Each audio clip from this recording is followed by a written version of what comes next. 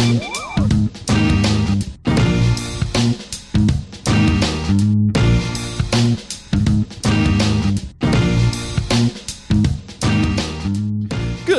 afternoon, meat suits. Welcome back to Read It and Weep, a podcast about movies and friendship. This is season 5, Kevin Bacon's Exquisite Corpse, and we are just 4 salesmen trying to get back to Chicago by playing a very long movie watching game. I'm your host. I'm Alex Falkel, and I'm recording, as always, in beautiful North Koreatown, Los Angeles. I'm joined today on the bottom of the screen, if you're looking at the YouTube stream. He's at Anthony Lopez Part 2 on Twitter. He's in Southeast Portland, and he's short and skinny, but he's strong. His first baby came out sideways, and he didn't even scream. It's Anthony Lopez. Look, Alex, if I wanted a joke, I'd follow you into the bathroom and watch you take a piss. My favorite. Can you imagine anybody actually doing that insults. kind of... I don't feel like anyone would punch you for that, because it's just so quippy that you'd be like, okay, well, hold on, buddy. How long did you have that in your back pocket? There's a writer's team that like steps out from behind like the luggage. Yeah. That's the kind of thing that's like too good to actually sting, I think. That taxi stand guy was pissed, but I don't buy it. Also joining us, he's the co-host of Old Gamer's Almanac. He's from the woods of Brooklyn. He's an easy target. You know, he talks too much, he listens too much. He could be a cold-hearted cynic like you, but he doesn't like to hurt people's feelings. Well, you think about him what you want. He's not changing. He likes him. His wife likes him, even if it killed her. It's Hunter Donaldson. That was the longest. I had a heart attack. That was the longest intro I've ever heard in my life. I realized halfway through I could have stopped, but I had written it all down, so I thought like I had next time you do an intro, Alex, just like give a couple like half pauses and then keep on going, so we don't know when we should cut in. Every time you're about to come in. I did pick the other 2 short lines to make up for that one. So let's round out the panel. In Northern California, Larry Bird doesn't do as much ball handling in one night as he does in an hour. It's Ezra Fox. Okay, this is the only thing you can critique about me, though. I think everything else is flawless. Now, I didn't pay this close attention. As a film, did they make sure to precede that by having him constantly playing balls in the movie? I was looking at Steve's balls, and I didn't see anything going on.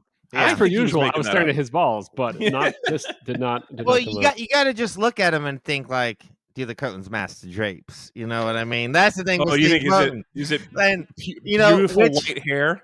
Yeah, which one went first? His head, or his pubic hair? You know what I mean? Right. Like one of them did.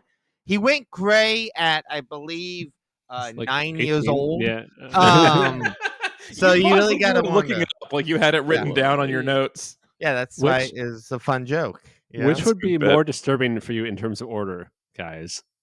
To go, if it was that white, if it was just like gray hair is like a few dotted whatever, but if it's just like Steve Martin's pure white gray, it's scarier if it's pubes first for sure. That looks people like don't know is he actually he had perfectly normal hair, and then he saw a ghost, and it fucked him up so bad. So I guess it's just white. never recovered. Which is more disturbing, if he saw a ghost with his face or with his nuts? I think if your junk sees a ghost junk, I guess is what it have to be, right? Of course, classic ghost junk.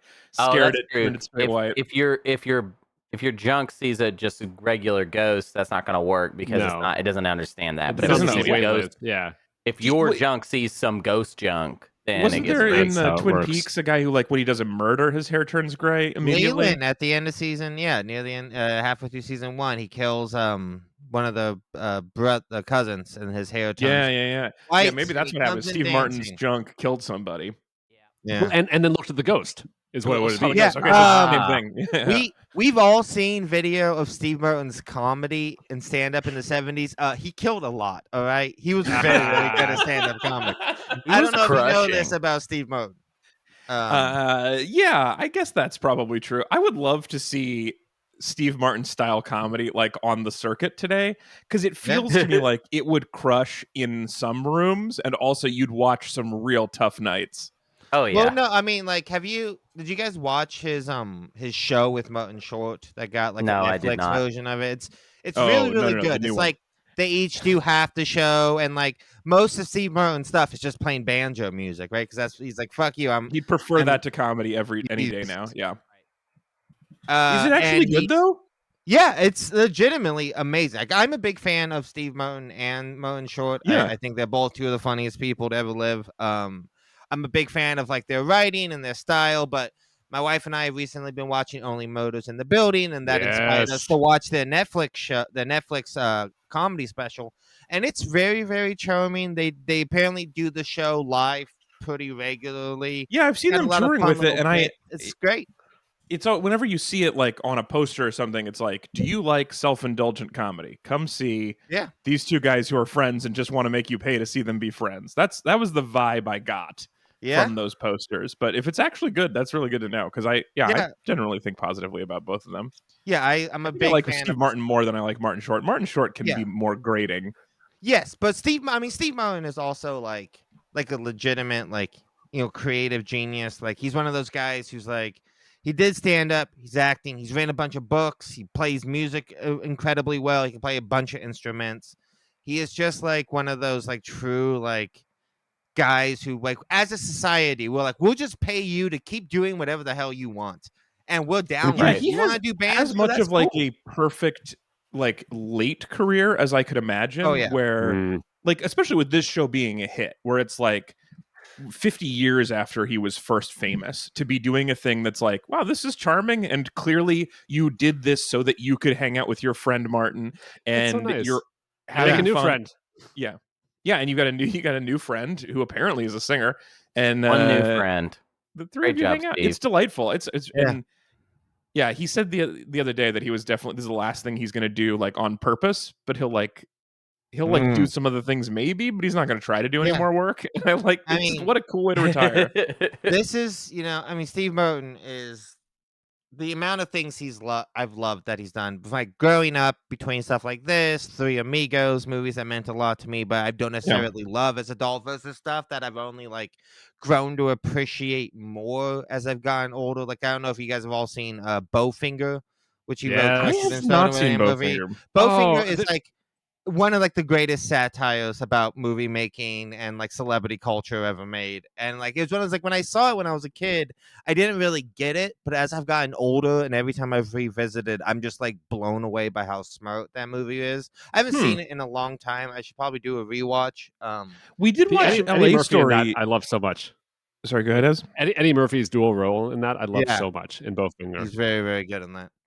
We watched LA Story for this a couple years ago when I moved here first, and it was the first time I'd seen it, and it was really charming and fun. And I also have like, my parents had a book he wrote of short stories that he wrote very young, called Cruel Shoes.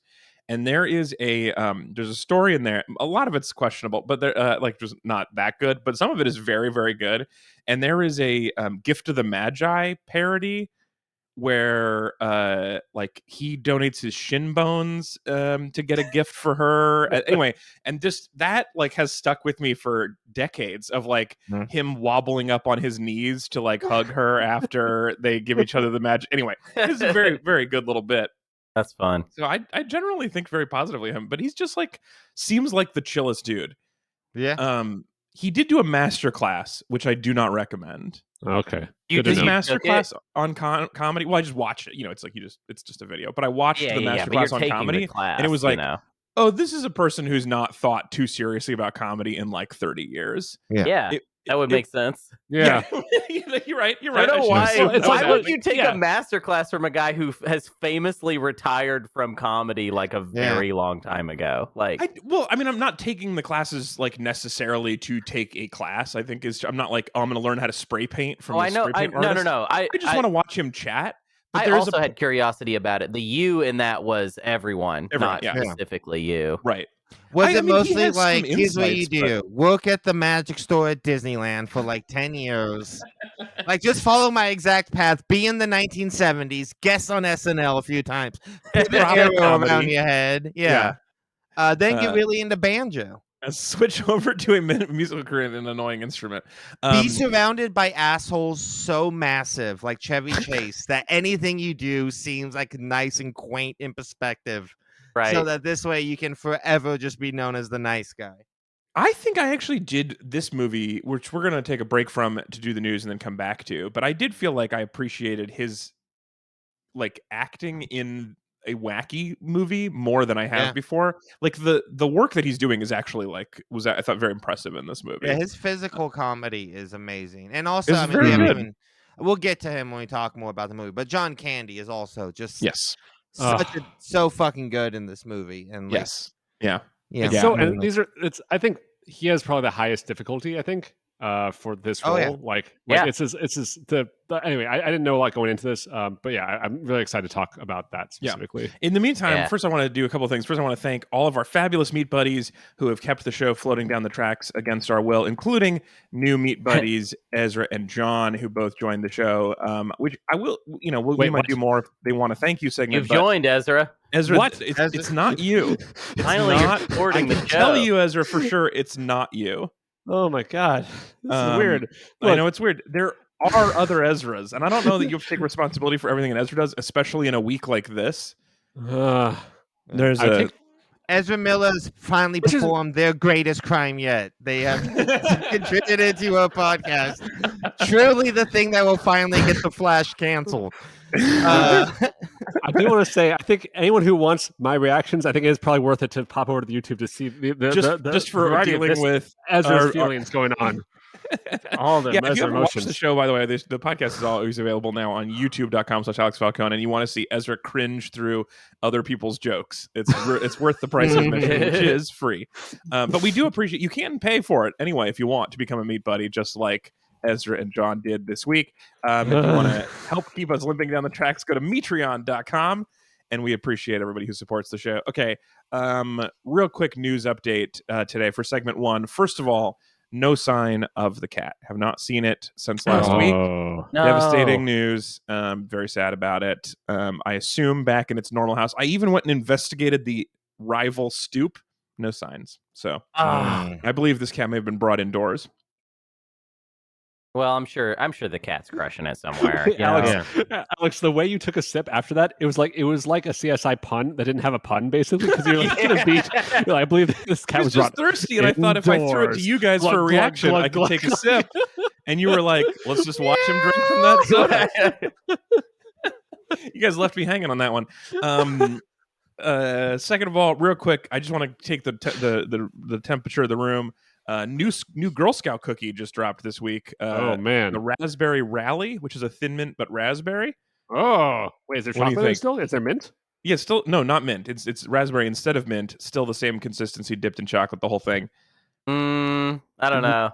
Oh, I don't know. No, I think pro Thin Mint, and I generally do like a raspberry jam situation. But wait, guys, have we talked about Thin Mints? How there's 2 Thin Mints? There are also 2 raspberry rallies, just like there are 2 of every Girl Scout cookie. Yeah, this is Did you guys know this? I just found this out recently. No, I did not know this. What do you mean? There are 2 bakeries that produce Girl Scout cookies for different regions, and for some reason they've decided to not agree on stuff. So you get different names and different packaging and slightly different cookies for all of the types of cookies. Actually, I love that. That rules. Yeah.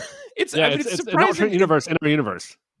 Yeah, but it would be so easy to be like, guys, just have one Zoom call, make the same cookie. Well, it's too late though. It's like we have regional differences and we can't merge them back. It's like who wants to give up their favorite cookie that doesn't exist anymore? Right. This is Dryers and Briars or whatever. Yeah, Girl Scouts and Girl Scouts. Girl Scouts. Yeah. Yeah. So if you buy them from one bakery, they're called Girl Scout cookies, and from another one, it's called Boy Scout cookies. It's weird. That is weird. It's Girl Scout turkeys.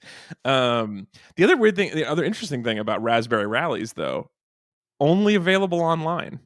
What? You cannot buy directly from a Girl Scout. Only from their whatever their Shopify page, however they're doing their Girl Scout e-commerce.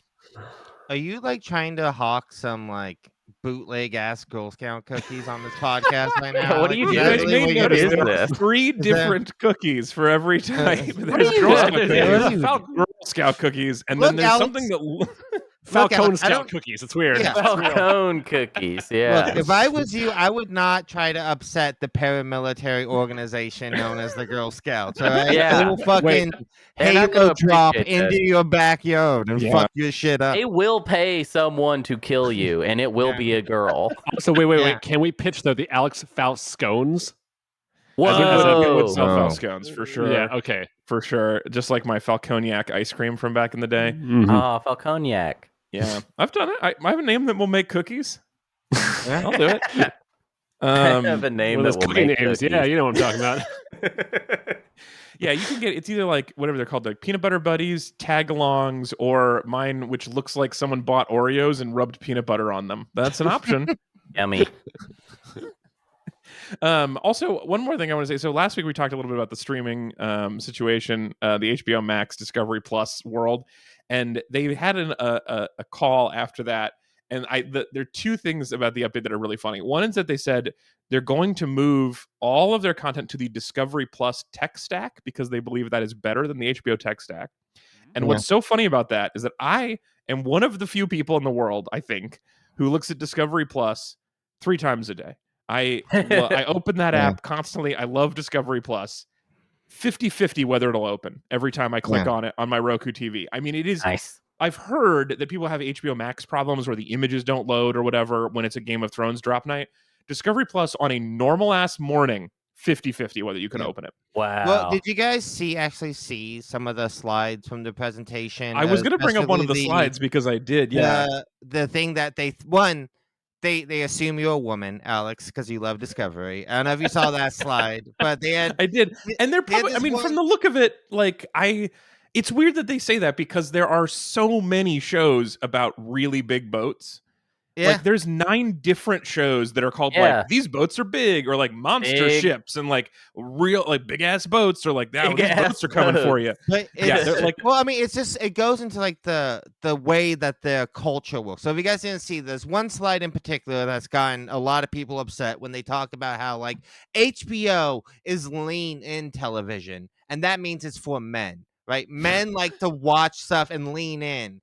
Discovery is lean back television, which means it's women's television. Like this is what the slide actually said. There's so many things about this that are so funny, but one of them is I believe women called dibs on the phrase "lean in." I think that's right, women's phrase. I don't know how you could get that one backwards.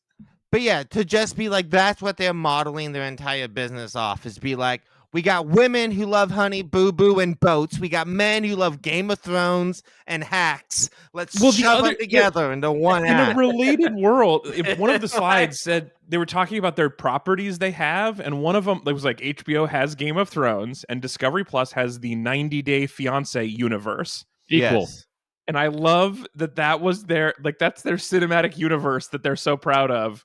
They're doing crossovers. There's fiancés from the 120-Day Fiancé movie, whatever the sequel is. They're just 90-Day Fiancé of Thrones. That would be pretty cool. Ooh. You know? I mean, that is kind of like the subtext of Game of Thrones, right? It's very important to get a fiancé and a bride in Westeros. That's true. That's very, very important, you know? And if that person is your sister, it'll cause this whole chain of events.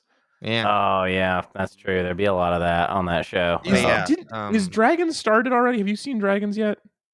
House of Dragons? No, I don't House think of Dragons. You couldn't pay me to watch that, okay? I can't imagine watching it. And I hold on. You couldn't pay me to watch that. You absolutely could pay you. You could not pay me to watch the first episode. I will not. No, send me the offers. 200 ain't enough. I'm not $250. Well, but if there isn't enough, then we can pay. No, we can't. We are not ready to pay. Listen, I don't know what the number is, but it might be too much. So that's the thing. That's what I'm saying is you can't pay me to do it. My feeling is if somebody will pay you $50 to watch Game of Thrones : Dragon World, he'll probably pay $75. Yeah. And then John Kenny comes and steals your Dragon World before you can actually watch it. Stole hours of my life and my money. It left me penniless and alone. Yes. Okay, I do not want to watch more of this. We just don't use pennies very Thrones. often, Ezra. He's got dollars though. Yeah, I mean, well, no, it's because Weiss and Benioff made a giant throne out of all of Hunter's pennies, and they true. Yeah. It's who will sit on the copper throne? I mean, so here's my thing about the new Game of Thrones show, which I won't, whatever. I enjoyed the Game of Thrones universe. I like the books. I do love this massive shit talking tour George R. R. Martin has been on to be like, look, those fucking assholes, they ruined that last thing. Let's just call a spade.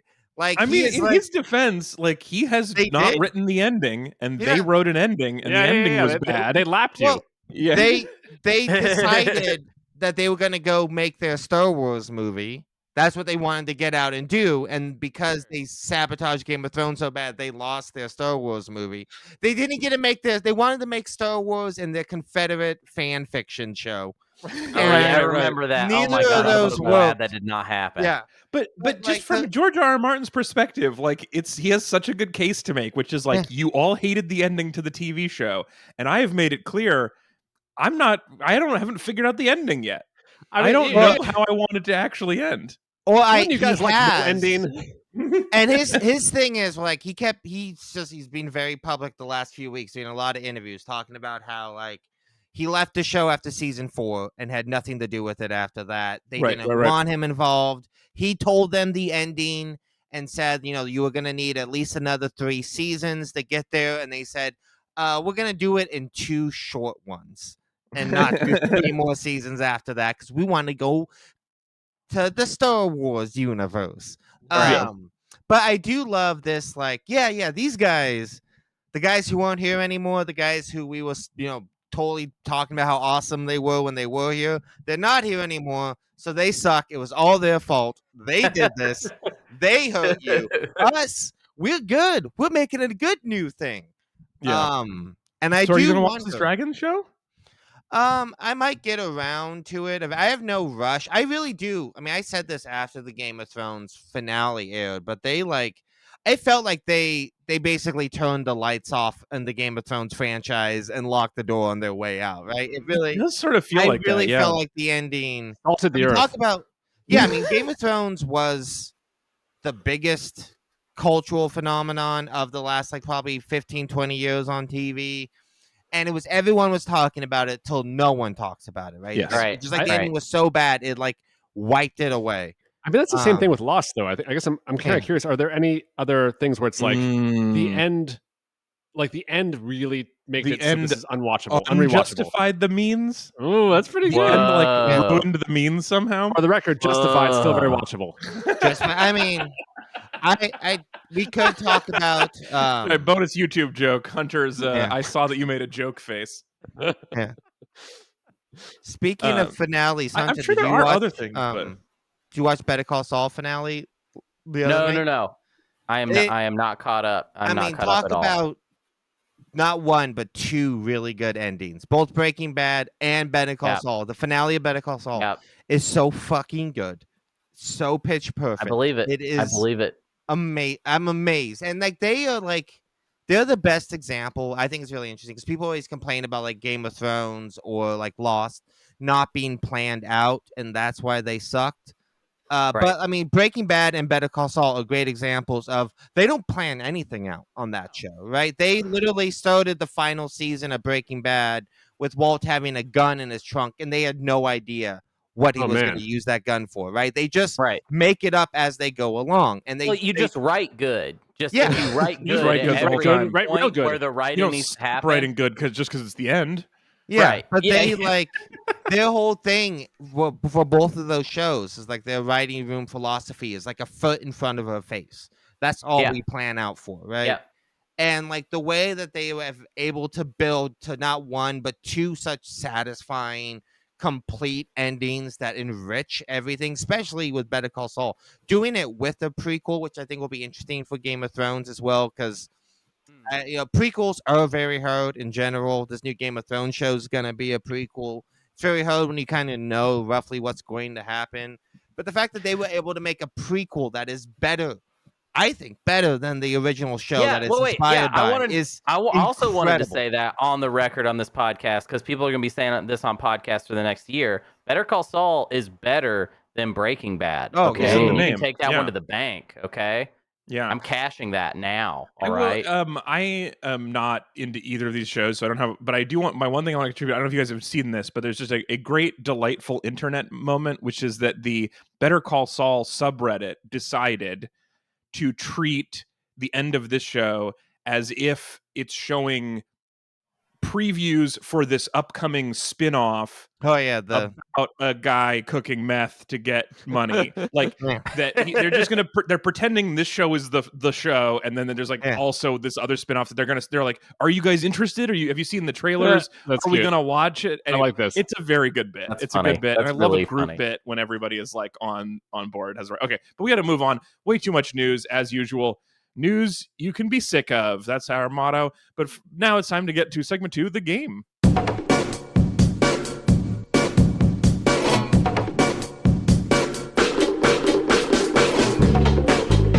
It's time for segment 2, the game.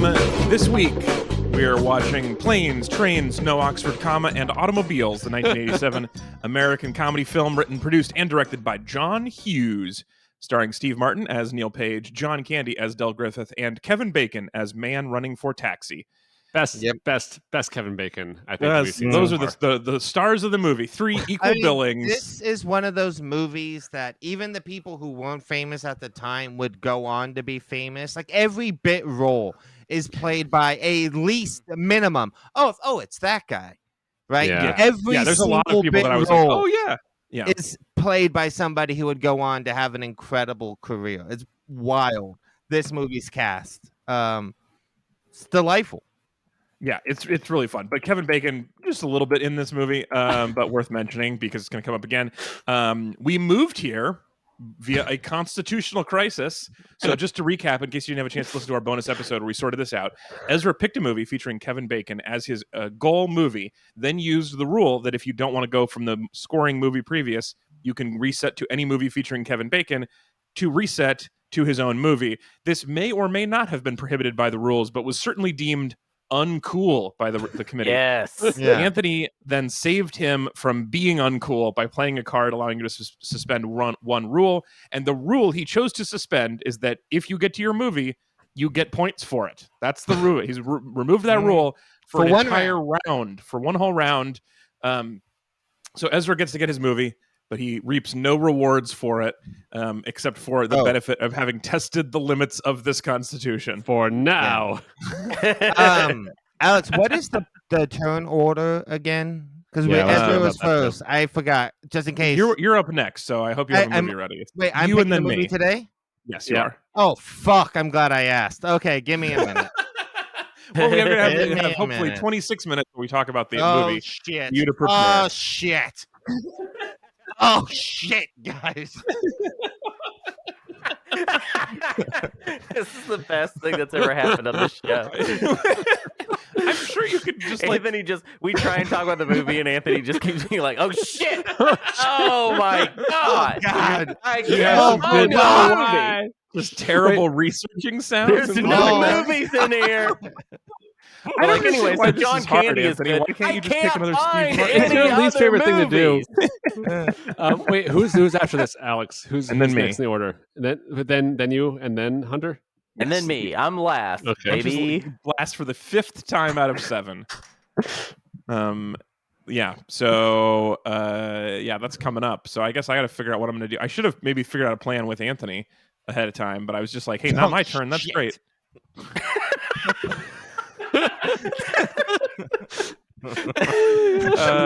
So if you want to Anthony, if you want to figure out a 2-move you can do, I would be willing to maybe but also I would love to just like straight up get to your movie so that you can get no points for it. I would like to really kind of game the system. Oh, right, that's why I didn't do that. Of course, it's because I don't want to get to that.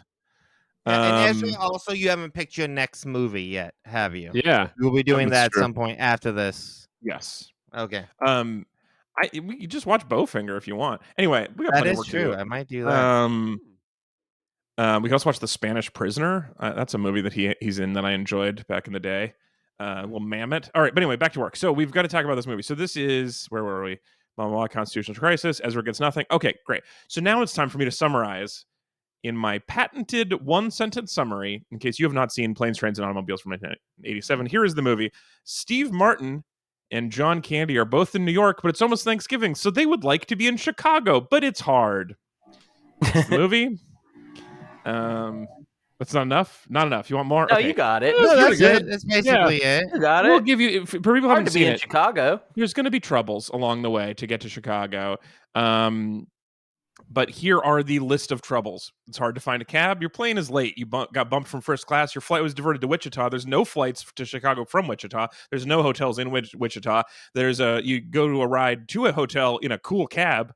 How terrible. You share a room in a motel. You're burgled. You're in the back of a sexist pickup truck to Stubbville. The train breaks down. You walk across a field to Jefferson City. You take a bus to St. Louis, where I will be performing September 2nd and 3rd. Tickets available now, alexfalcone.ninja. If you are living in the St. Louis region and want to come see me, Healing Comedy Club in St. Louis, September 2nd and 3rd. Then you take a rental car that's not in space V5, then you get punched by a taxi dispatcher for being too quippy. You barely survive an extremely serious car accident, a car crash, not an accident. It was caused by John Candy. No accident to be had here. This is reckless driving that could have murdered a lot of people. Yeah, they only stay alive by the dumbest of luck. He says that. We can buff that right out. He can buff that right out. If he can buff it right out, it's not an accident. It's fine. Then your burned vehicle remains impounded. Career survived. You ride in the back of a refrigerated truck, and then you take a safe and effective commuter rail across Chicago. And back. And back. And then back. And walk, I guess. Whatever suburb you live in, because he clearly was not living in Chicago. All right. So that's the movie. Well, don't St. forget. Louis, well, also, your wife is at home having a obvious subplot that was cut out of this movie because she is way too dramatic. Oh yeah. He comes home. I mean, I don't know if you guys know about this. Well, I don't know about this, but I'll tell you my theory first before you tell me what actually happened. I think she believes that Steve Martin and John Candy are dating. Yes. She gives them a look that says, I think you guys are doing it.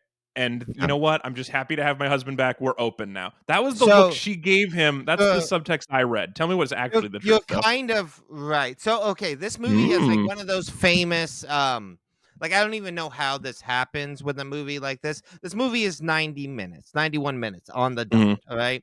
The first cut of this movie was 3 hours and 15 minutes long. Oh, my God. He cut out an entire movie to get to this length. All right, so this movie so much movie. What's the other movie?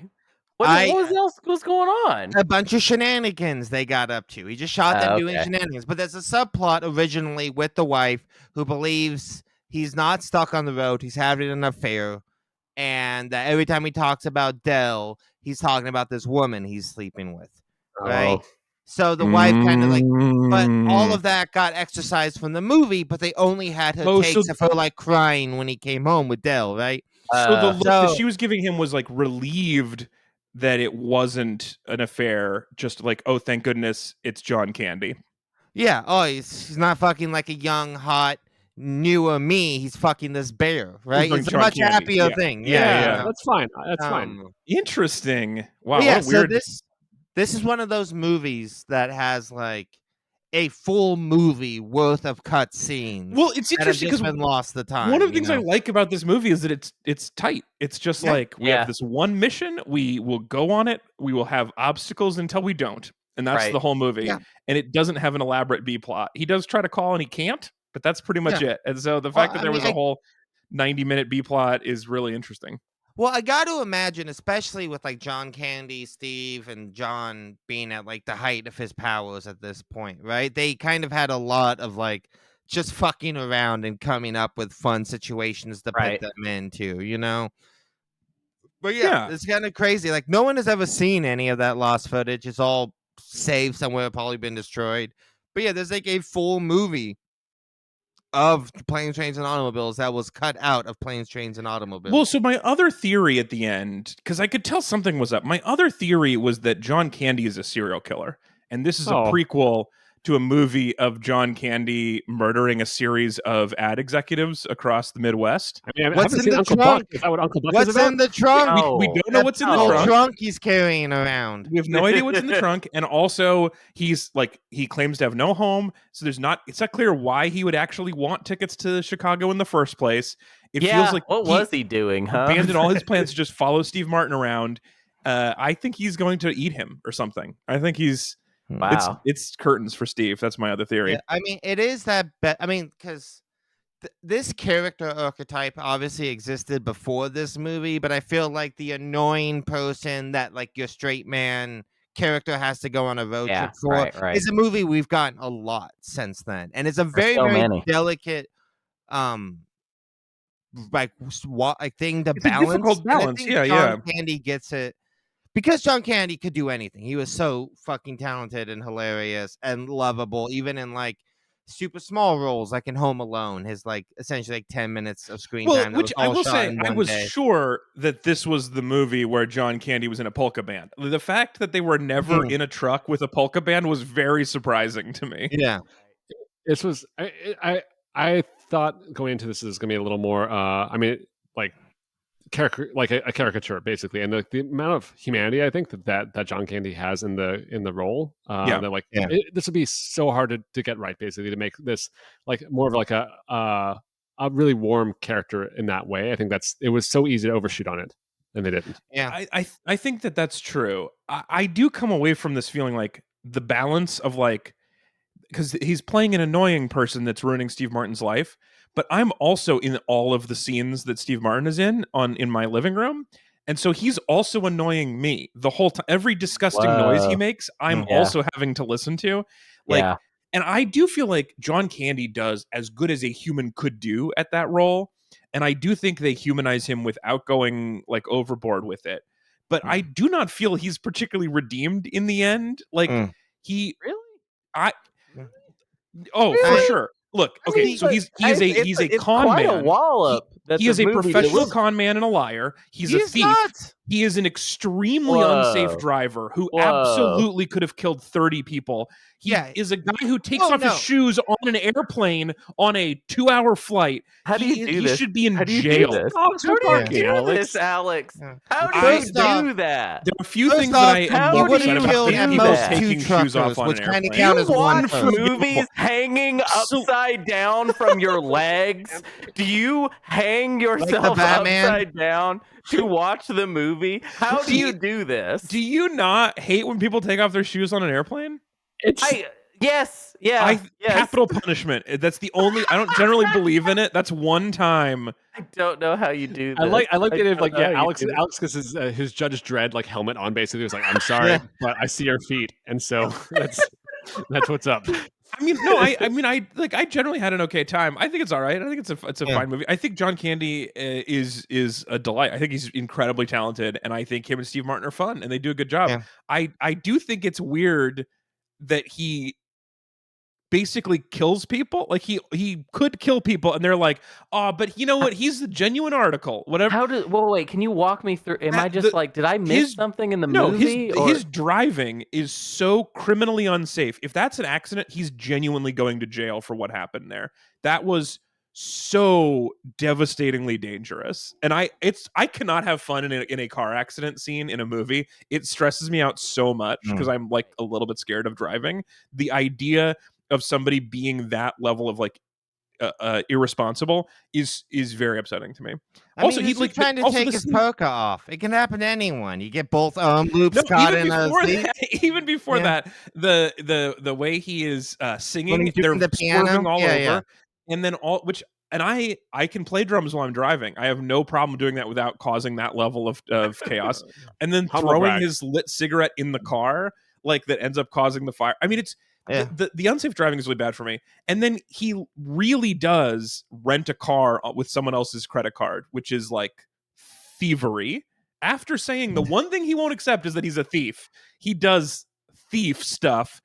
And the scene where he like sells all his shower curtain rings is like he just lies to people's faces over and over and over again. But they like it though. I don't know. That's their I'm with Alex. The thing he said, but it's not true. All right. Yeah. I'm glad that his life is not going well. In fact, I'm going to rewatch the movie right now, and at the end, when the big reveal, I'm going to be like, "Yeah, take that, John Candy." If you just stop the movie when like with Steve Martin's realization, right, and then you just go to the credits, right? You just skip over him bringing Dell home, right? I'm just gonna fade the movie out when Steve Martin is on the train going away, and we never have to learn anything more about this.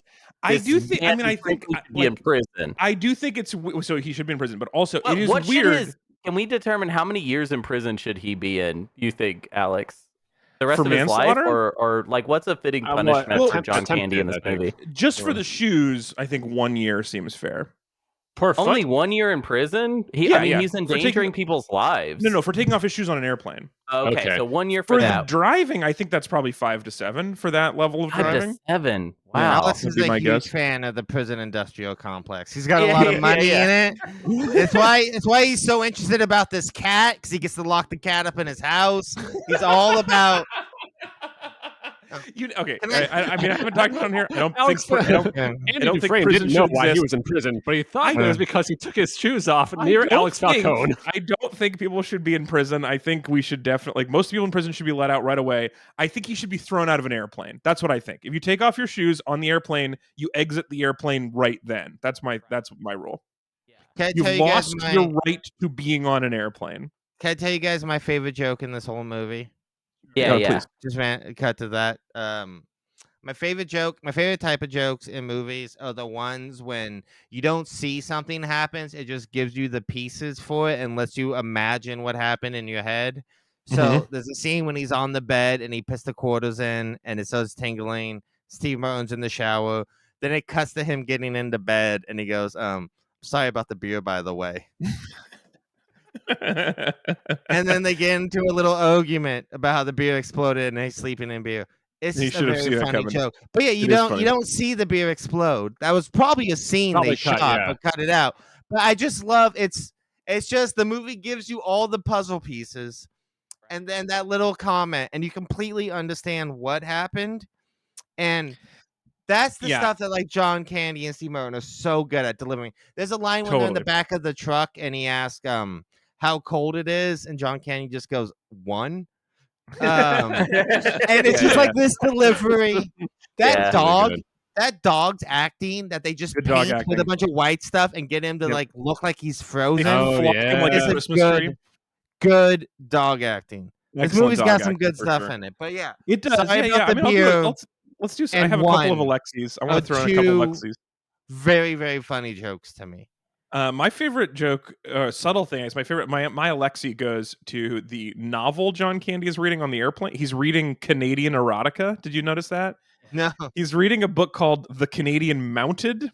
Yeah. That's funny. It's a great little touch. That's pretty good. That's a joke where I feel like that's probably the prop department's joke, not John Hughes's joke, but could be. Yeah. But I just like. I mean, John Candy's Canadian. I could see him bringing it down. He brought his own erotica for this shoot, for sure.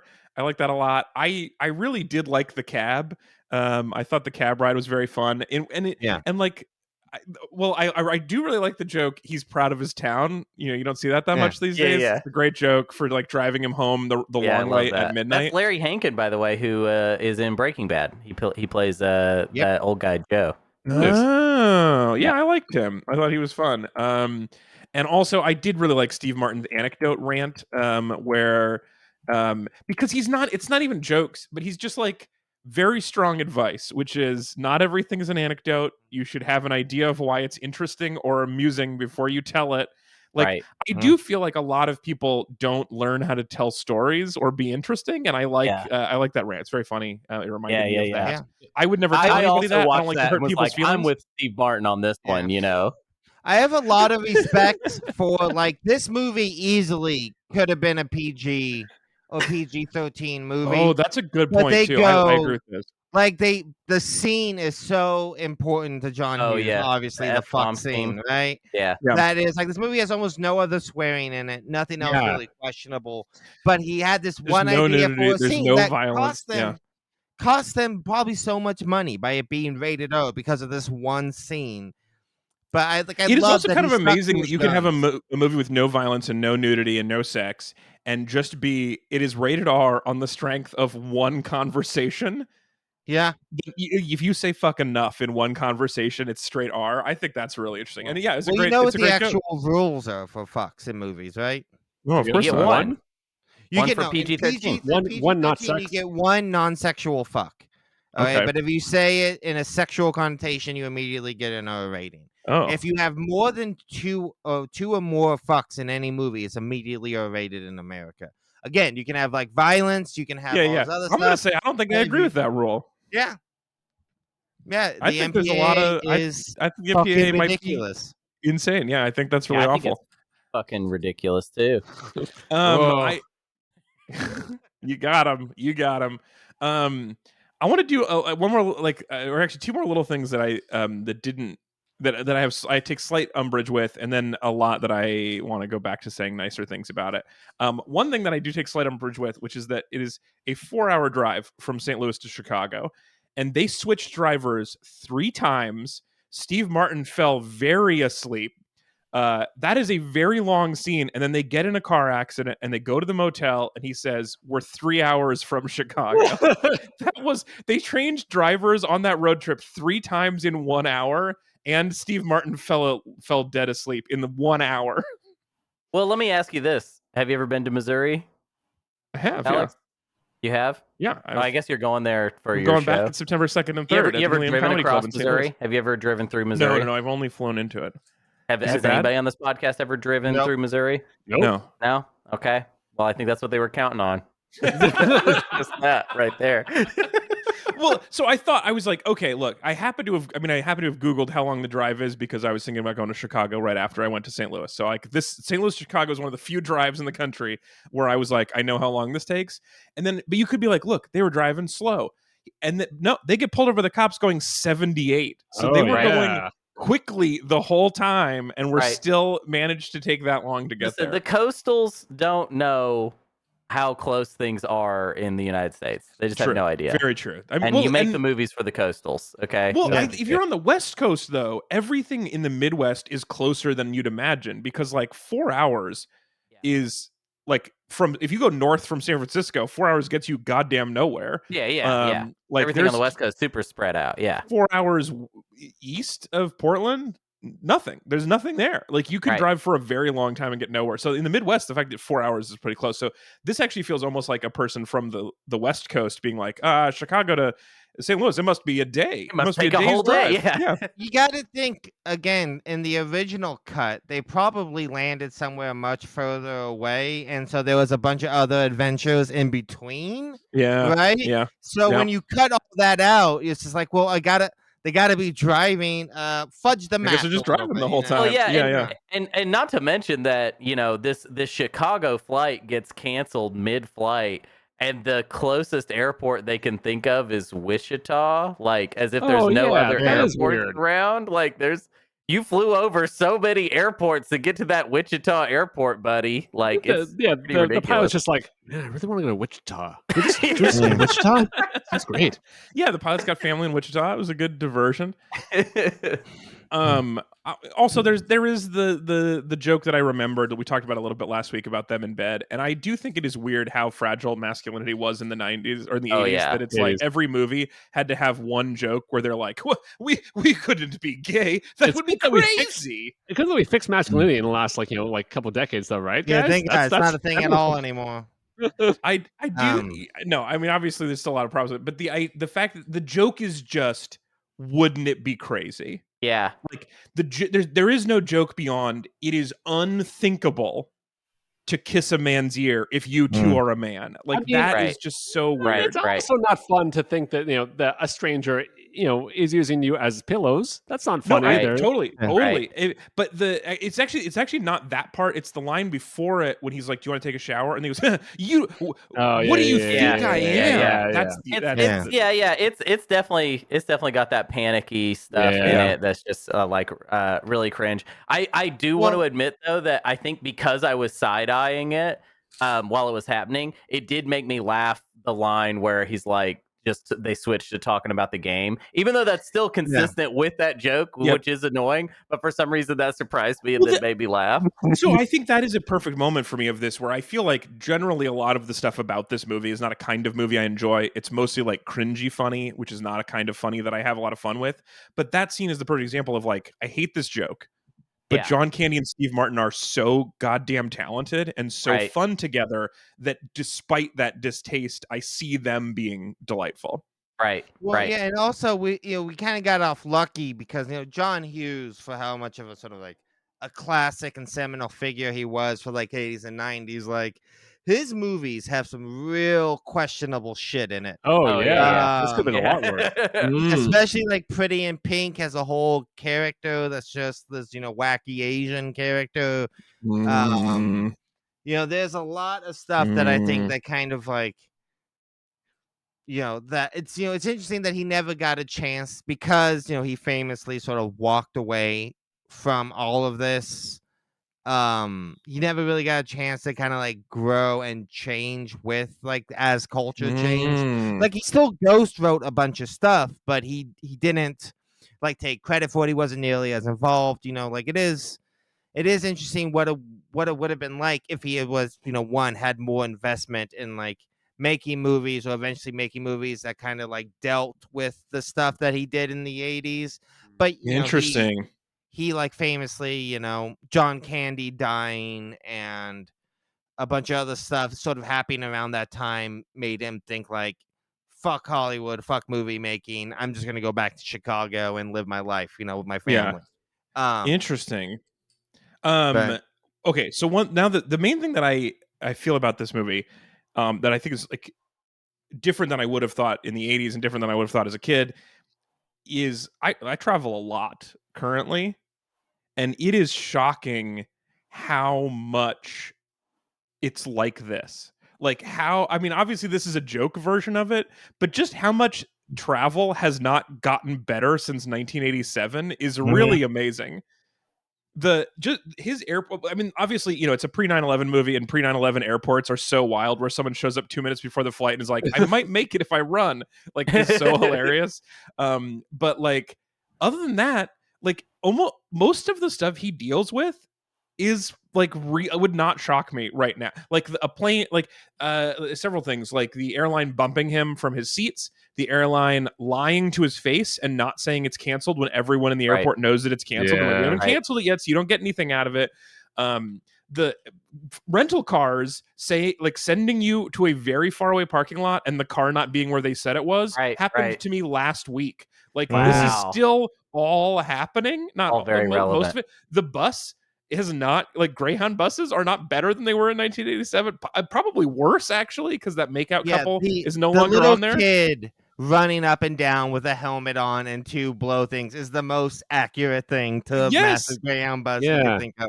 It's kind of demoralizing, actually, how much this movie still feels like modern air travel. Yeah. So okay. So yes, I think that they captured like the powerlessness, I guess, in very difficult circumstances when you have a time pressure. But the thing that's very different is that we basically have like these like, I don't know, I'd say like pocket like narcotics like at all times where it's like, well, I don't actually have to be that present for this situation. YouTube people know that I'm holding up a phone right now. Right.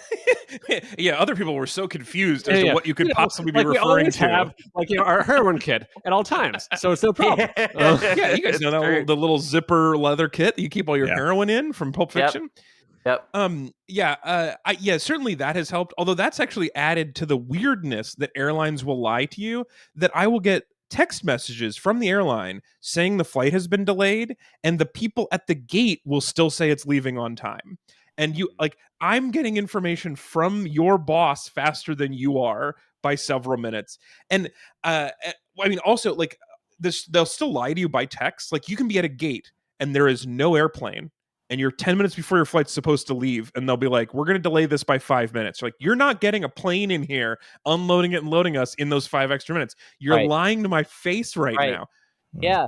I had this experience recently this year where I was experiencing delays on a flight, but the way that the delays were working, instead of it being like one big delay, it was every 20 minutes they would delay it just a little bit more. And that happened for like 5 hours. Like it was, I just spent all day at the airport just being like, okay, I understand. Like it's gonna be a while. Just say it's gonna be a long time. Like the thing is, this to me. They do delay edging so that when they finally do the big delay, it really feels good. Very satisfying. You gotta like slowly just kind of tease it. Building up the delay. I that definitely happened to me recently as well, and I assume that there's some policy that I am getting screwed over on, where if they delay it 2 hours or something, they have to compensate me. They like get in trouble, so they have to. Yeah. Don't you like TikTok famous enough that you could just be like, look at this bullshit, and then immediately come out and like, TikTok about it, Alex. Here's first class for you.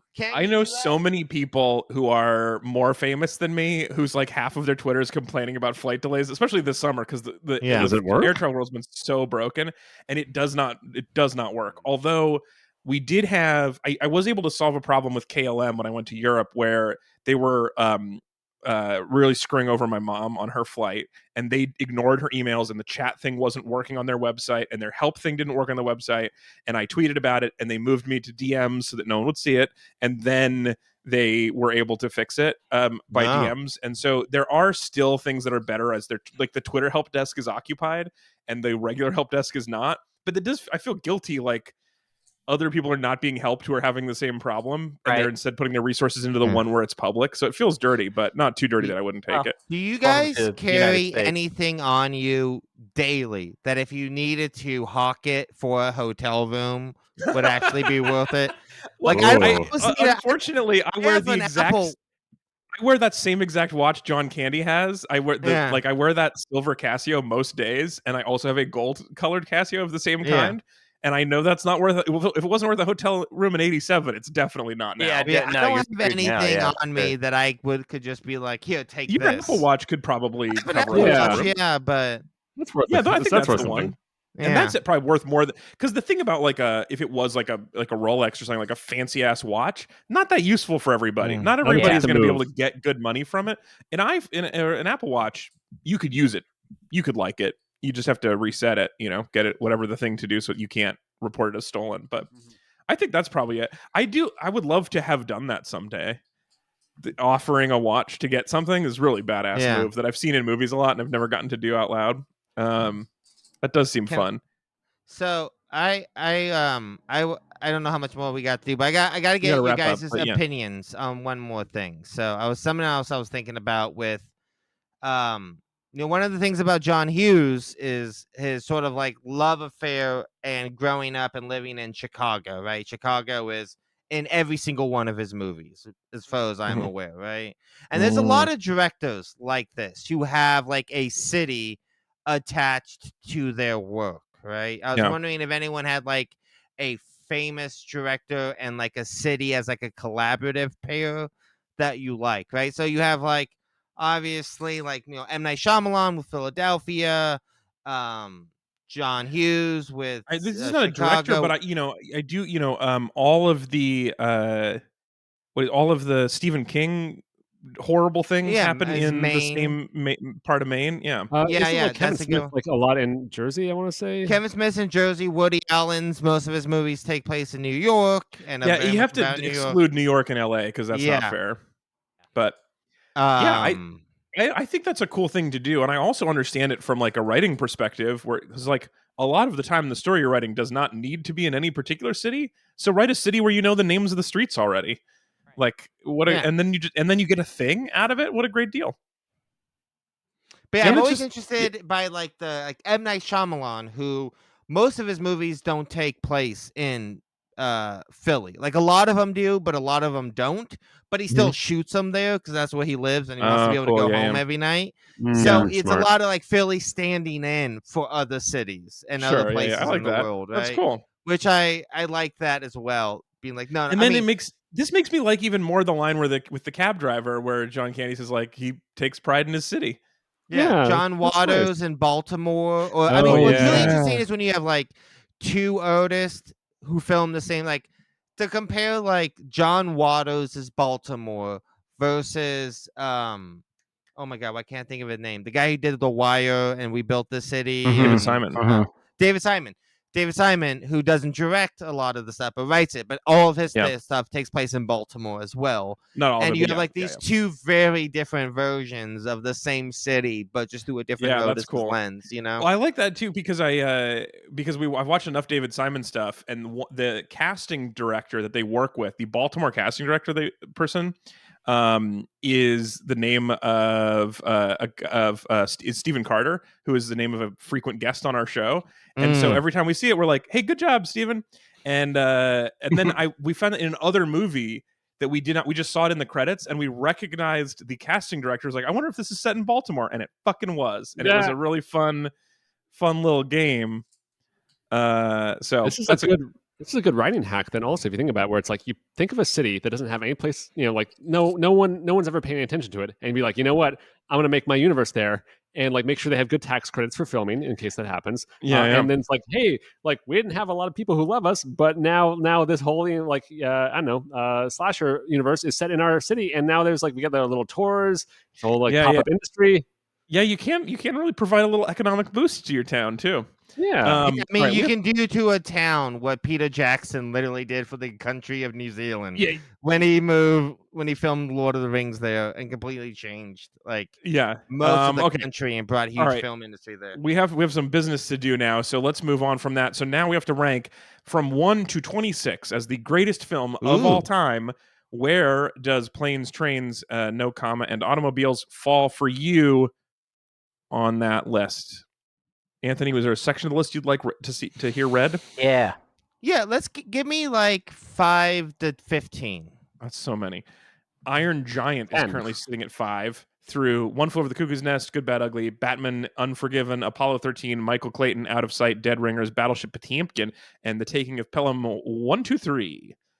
That's 5 through 10. I think that's a good guess already. I see where you're going with that. Like it's in there. Well, I definitely I will give you this one, Alex. This is not as good as Apollo 13. This is the first movie we've done in a while, which I will honestly say is no Apollo 13.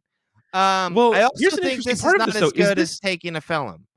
Okay. Yeah, that's what I think. So give me 11 through 15. Michael Clayton, Out of Sight, Dead Ringers, Battleship Potemkin, and Pelham.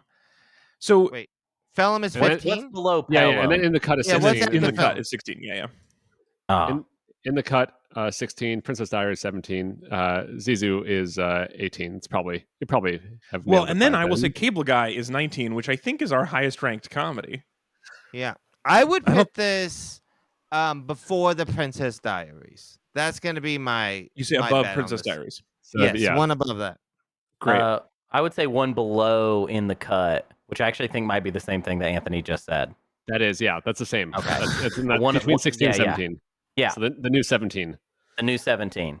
The new 17. That's what people constantly say about my new lifestyle brand. It's the new 17. Ezra, what do you think? I think I'm actually putting this probably the same place where I put Endgame, which is 13th. So this is right below Out of Sight for me. So I'm doing for the math right now. I'm trying to do the halves because you're putting them between something. So I'm saying this is 2 16.5s and 1 12.5 to put it in that. I mean, I think we're in the right area for sure. Yeah,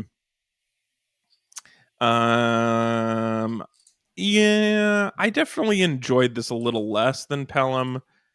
In the cut, I didn't like, but I should have. And Princess Diaries, I didn't like, but I should have.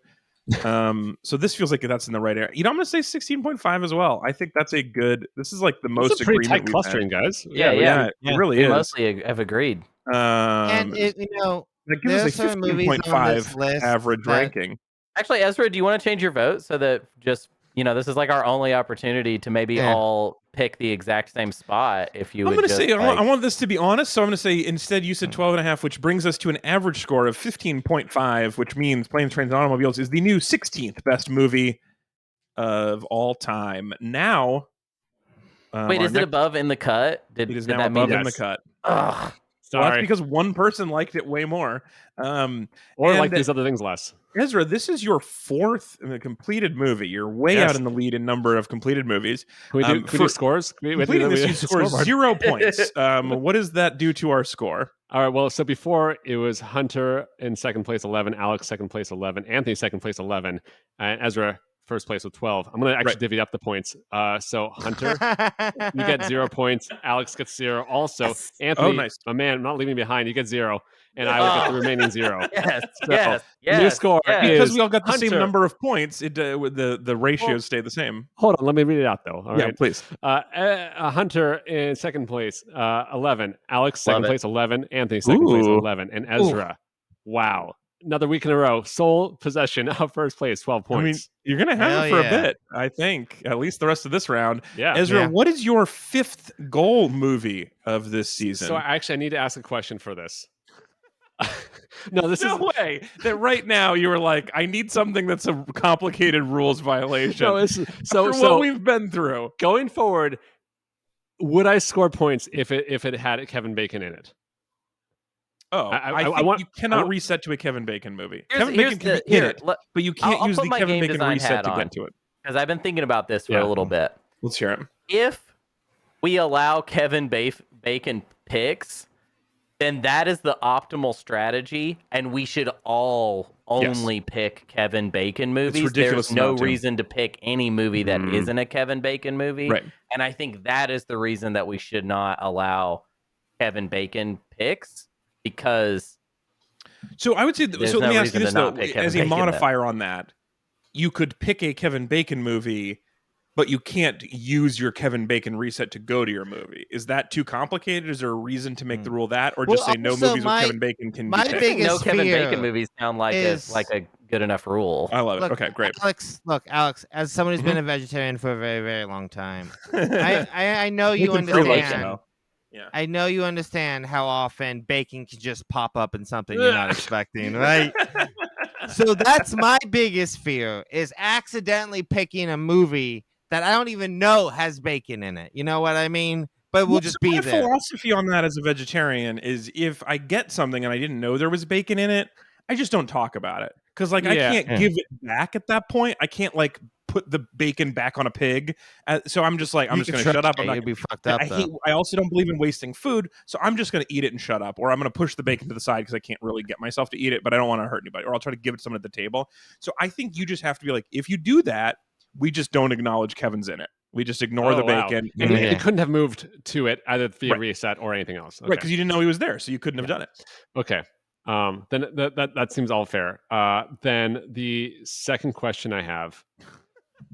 No. This is not a hard one. This is not a hard one. I'm just. How many people here have seen the movie Brick?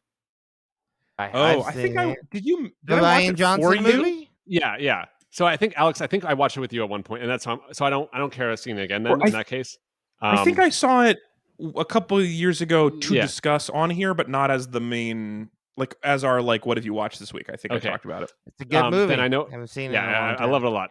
Then I think I'm pretty sure I know what I'm going for. I'm going to align my destiny with Hunter. I'm going to pick Hero. Yes. All right. It's rules. This is from 2002. Yeah, it's a cool movie. It's a cool movie. Cool. It's the one with Jet Li in it. Mm-hmm. Right. It's directed by. This is one that has an actor in common with Hunter. Yeah, so it's Tony in it. Yeah, Tony Leung. And I like this one a lot. This is this one.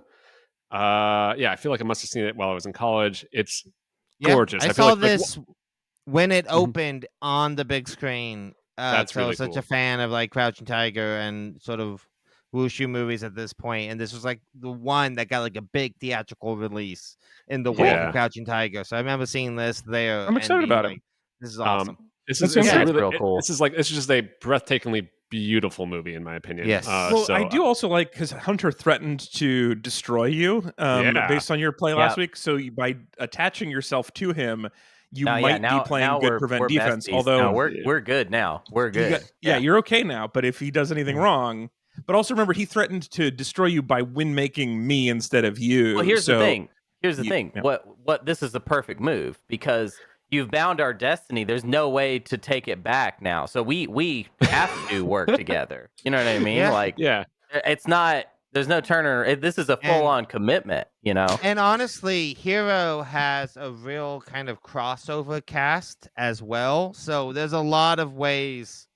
Same cinematographer in Hero as in Happy Together, which I love. That's awesome. He is also my favorite cinematographer. Also, what you've done is now all 4 of the movies that people have as their goal movies, I'm interested in seeing, which is powerful. That's good. I'm not upset about anything. What was your movie, Alex? All in but I'm a cheerleader.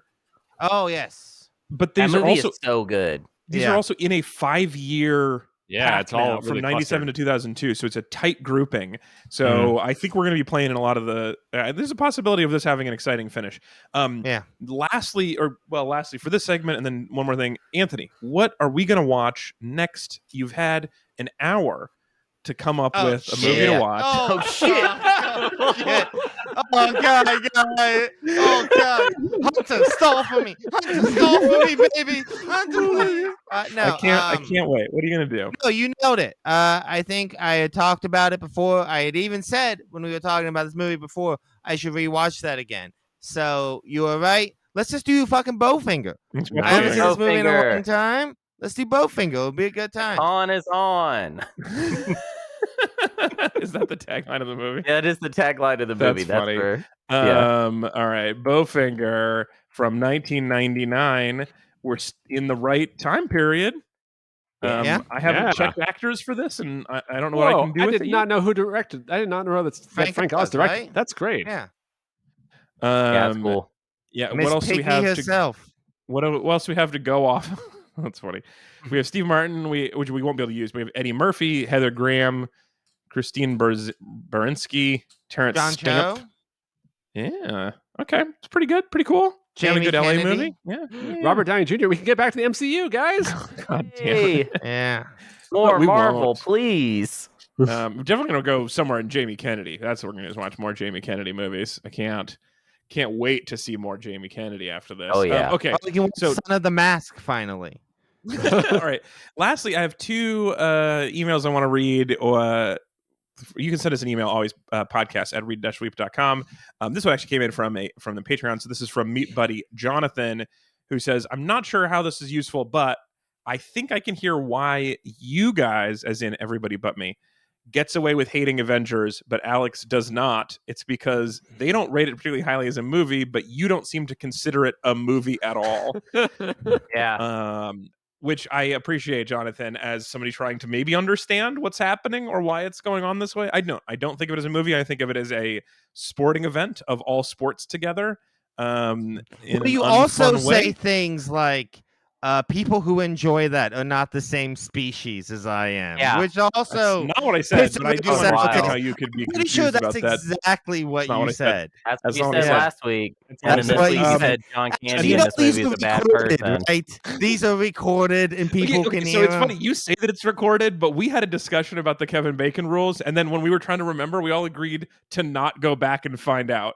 So it's recorded, but that would require an amount of listening that none of us are willing to do. So oh my gosh. Guys, I have to tease this. Sorry. We are now within one move of Happy Together after Bowfinger. Yeah. I You're could right. pick Happy Together next week? No, you could pick Slinger. That would let 2 movies. Hunter So we're 2 moves. Yeah. Wait, what movie is in between? Robert Downey Jr. was in Arrows with Chang Chen. Yeah. Interesting. Okay. So there we go. And then the other email I want to read is from Jay. Jay, longtime listener of the show, longtime writer, you may remember as a Meat Buddy, was a flankin'. And Jay, don't worry about it. Jay sent in. There was a time when we were doing Meat Buddies where new Meat Buddies got assigned a specific kind of meat. Oh, okay. And Jay asked to be a flankin', and so we are allowing them that courtesy for the rest of the time that they're Meat Buddies and beyond. So Jay wrote in an incredible number of new cards. So the deck before we redraw is going to be padded out significantly, and there's too many good ones to read, but I'm going to put almost all of these that don't already exist in our lineup. I'm going to put in. There's a couple that were duplicates, but one is to travel by anybody's job where the job does not get an Oscar, which I think is very fun. Just something in the same release year. Just travel by year. Man. Also travel by studio, but not studio of distribution, only of studio that actually created it. Production. Travel by exact Rotten Tomatoes score. And then if we go real wild, a card called New Choice, where whatever somebody did, any action or any pick, anything where they make a pick, target movie, next movie, turn order, playing a card, you can say New Choice and play this card, and that person has to do the same move but a different result. So like still is the same person picking pick a different thing. There's a power card now called Bad Math. When scores are being tabulated to rank the movie, this card can be played to force a rounding error of your choice, up or down one position. So once the movie is put on the list of the best movies of all time, you can adjust it by one position in either direction. What else do I want to do? Oh, I like this. Okay, field goal, which is where you award 3 points to any player other than yourself. You just get to give someone a field goal. That's how field goals work, right? Wait. But this card may only be played. The game. This may be only played during one of Alex's summaries. Oh my god! Whoa! So some of these don't have a lot of our cards don't say when they're playable. This one is only playable. You gotta get that during a summary. You can give somebody 3 points. I like that. Whoa! And if you pair it with the take it back card, you can get it to get points away from that, right? So you could be like the new choice one. So he's like, sorry, you actually can't give the field goal to that person. You have to give it to someone else instead. You have to continue to do the field goal, but you can't give it to the same person. That's interesting.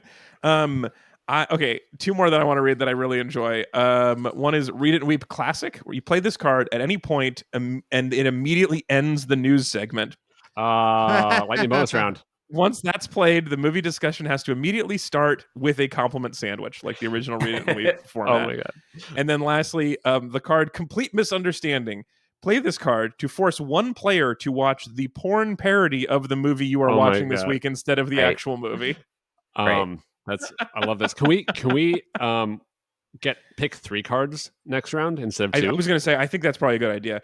And we have some more new ones in our Discord too, and I'm open to more. I love the cards that are not just on the movie picking. Those are fun powers. So yeah, I think 3 cards are in order next time just to keep mixing it up. I assume there's an Avengers Endgame porn parody, although the one for sure. There's multiple. There's an Avengers Endgame of Avengers Endgame porn parodies, when all the different porn movies come together and all fun. What is it called, though, guys? What do you think? I mean, I assume it's Rear Endgame. Oh, that's pretty good. Yeah, that's pretty easy. Yeah, Rear Endgame. I'm the only one who thought of it. Give me some credit. I'm sorry, Alex. I don't have a good mind for that kind of stuff. It's not really like my jam. So, all right, that's going to end discussion right there. Thank you so much, everybody, for listening. We'll be back again next week. As discussed, we are going to be watching Bowfinger from 1999, traveling via Steve Martin. The year of movies. The real year of movies. You can send us more power cards, podcasts at read-weep.com. We would love to have them. I love cards that are not just about picking, but affect other parts of the show and add chaos. We're definitely at that point in the game where we need it. And we really appreciate all of the meat buddies who support the show, and we appreciate everybody who watches on YouTube, where you get bonus content such as Ezra going when somebody makes a joke. Or naturally the face he just made when I made an impression of him. So that was the bonus content you only get from seeing it.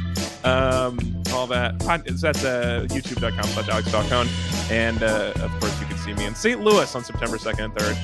You can also see me in Portland on September 1st. Louis. And Seattle on August 28th. All of that and more, AlexFalcone.ninja. And we really appreciate everybody listening to us. We'll be back next week with more. Anthony, thanks for hanging out. Thank you for having me. Hunter, thanks for playing. Thank you. And Ezra, thanks for introducing us to the Rear End game. That's what I'm going to get credit for. That's the best thing you have. All right, we'll talk to you next week. Tombstone, buddy. Don't love that. Bye.